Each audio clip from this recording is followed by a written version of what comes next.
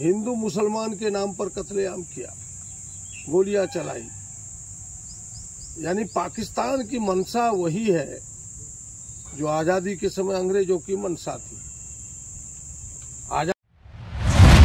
किसी ने कहा कि हम तो कलमा सीख रहे हैं। जब कश्मीर में वो अपना एनिवर्सरी मना रहे थे शादी का, उस समय उन्हें कलमा याद नहीं आया।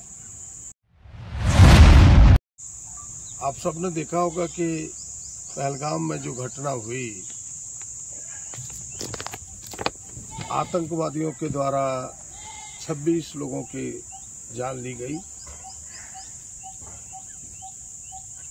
और हमें लगता है कि देश के एक लोगों ने पुरजोर विरोध किया। पहली बार 35-40 साल के बाद कश्मीर के मुसलमान भाई भी, मुस्लिम महिलाएं भी सड़क पर उतरी और इस कायरतापूर्ण कार्रवाई का सबने विरोध किया। एक पॉलिटिकल पार्टी ने विरोध किया और कांग्रेस के हमारे नेता ने तो सर्वदलीय बैठक बुलाने का आग्रह भी किया। सर्वदलीय बैठक में दोनों हाथ उठा के हमारे नेताओं ने कहा कि भाई हम सरकार के साथ है। सरकार मुस्तैदी से आतंकवाद के फन को कुचलने के लिए ठोस से ठोस कदम उठाए, कठोर से कठोर कदम उठाए।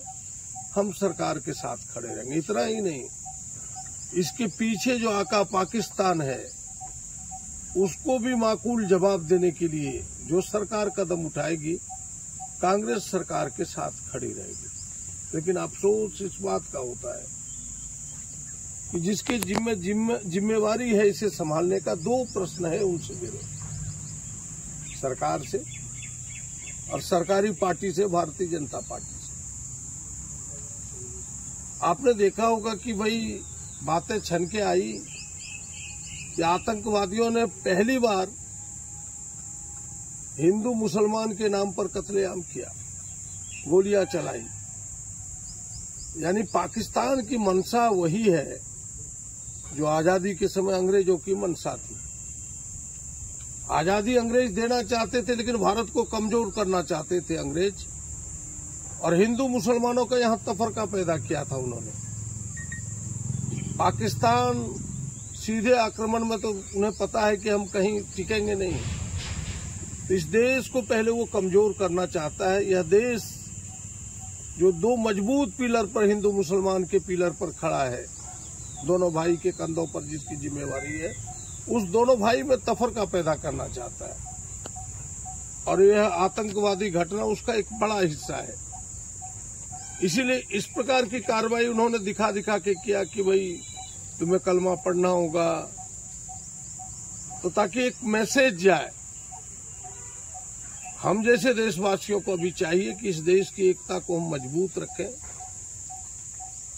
और सरकार के साथ खड़े रहें। लेकिन भारतीय जनता पार्टी बड़े अफसोस के साथ कहना पड़ता है, समाज में इस तरह से परोसने का प्रयास किया लगा कि हिंदू मुसलमान का झगड़ा है। वो देश को हिंदू मुसलमानों के दो भागों में बांटने का प्रयास किया।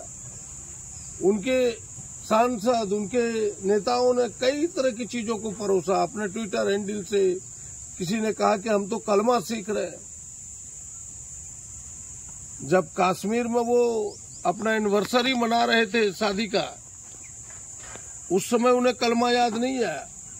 उस समय तो बलमा बलमा याद रहा उनको केवल, और अब कलमा उन्हें याद आने लगा। ये तमाम चीजें यही है कि भाई यह देश कैसे कमजोर हो जाए। यानी अगर इस प्रकार का कृत्य हम करेंगे तो जो आतंकवादियों का इच्छा है, जो पाकिस्तान की इच्छा है, उस इच्छा को हम बल दे रहे हैं, उनकी मंशा को हम बल दे रहे हैं।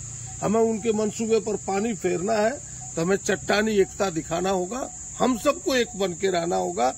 और मैं पहली बार हृदय से बधाई देता हूं देश कश्मीर के उन मुसलमान भाइयों को जिन्होंने जान तो बचाई ही, इसके विरोध में भी सड़क पर बिना आतंकियों के भय के वो सड़क पर भी उतरे। यहाँ के मुसलमान भाई भी देश के, आपने देखा इस गोड्डा के असनबोनी चौक पर सैकड़ों की तादाद में उन आतंकियों के पुतले दहन किए, उनका विरोध किया। कहा हिंदू मुसलमान हम दो भले धर्म के हैं, लेकिन हम हिंदुस्तान के दोनों बड़े भाई और छोटे भाई हैं, हम दोनों एक साथ रहना चाहते हैं। तो पहला तो ये है। और दूसरा सवाल है, आखिर सरकार को ये तो बताना होगा कि ये चूक हुई तो कैसे हुई। केवल बंद कमरे में सर्वदलीय बैठक में मान लेने से चूक नहीं होगा, जनता के डोमेन में आके बताना होगा ये चूक क्यों हुआ। इसके पहले भी उरी की घटना हुई, पुलवामा की घटना हुई, अभी पहलगाम की घटना हुई है। ये बार बार चूक कहाँ से होती है।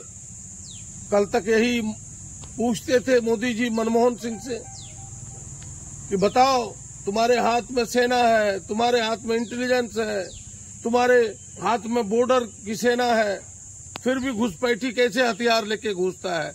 यही सवाल आज मोदी जी के सामने है, गृह मंत्री के सामने है कि जब इतनी सेना, तुम्हारे ताकतवर सेना तुम्हारे हाथ में है, सारी चीजें तुम्हारे हाथ में है, तो फिर ये आतंकवादी कैसे घुसते हैं। इसके उत्तर क्या है, कहाँ चूक हुई है, क्या मंशा है आपकी। उनके हाथ में देश सुरक्षित नहीं है, एक बड़ा सवाल आज पैदा हुआ है।